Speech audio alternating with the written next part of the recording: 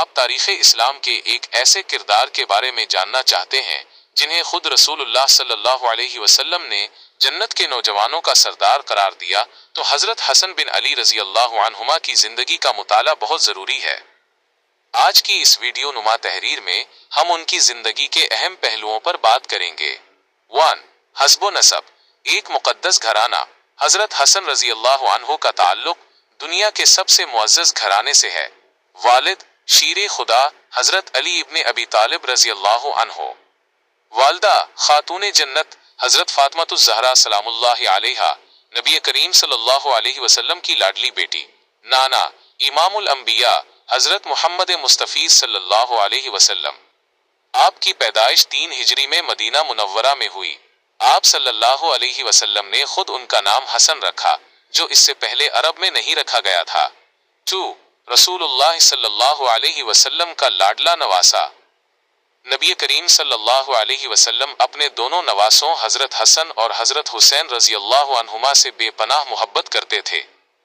احادیث کی کتابوں میں ایسے کئی واقعات ملتے ہیں کہ جب آپ صلی اللہ علیہ وسلم سجدے میں ہوتے تو حضرت حسن رضی اللہ عنہ آپ کی پیٹھ پر سوار ہو جاتے اور آپ صلی اللہ علیہ وسلم سجدہ لمبا کر دیتے تاکہ بچے کو تکلیف نہ ہو۔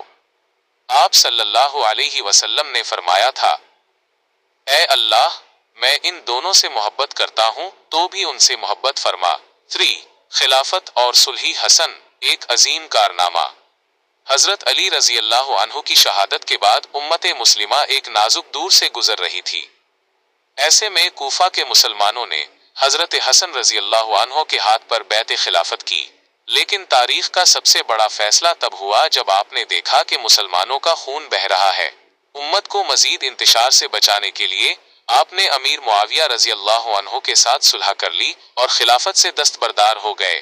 یہ آپ کی وہ قربانی تھی جس نے امت مسلمہ کو ایک بار پھر متحد کر دیا، اور اس طرح نبی کریم صلی اللہ علیہ وسلم کی یہ پیشگوئی حرفی بے حرف سچ ثابت ہوئی۔ میرا یہ بیٹا حسن سردار ہے اور اللہ تعالی اس کے ذریعے مسلمانوں کے 2 بڑے گروہوں میں صلح کروا دے گا۔ 4. اخلاق اور کردار، حضرت حسن رضی اللہ عنہ کی شخصیت حلم، صبر اور سخاوت کا پیکر تھی۔ سخاوت، آپ اتنے سخی تھے کہ اپنی زندگی میں 2 مرتبہ اپنی آدھی دولت اللہ کی راہ میں تقسیم کر دی تھی۔ بردباری، آپ لوگوں کی زیادتیوں پر غصہ کرنے کے بجائے درگزر سے کام لیتے تھے۔ 5. وصال، آپ نے 50 ہجری میں مدینہ منورہ میں وفات پائی۔ آپ کی وصیت کے مطابق آپ کو جنت البقیع میں آپ کی والدہ حضرت فاطمہ رضی اللہ عنہا کے پہلو میں دفن کیا گیا۔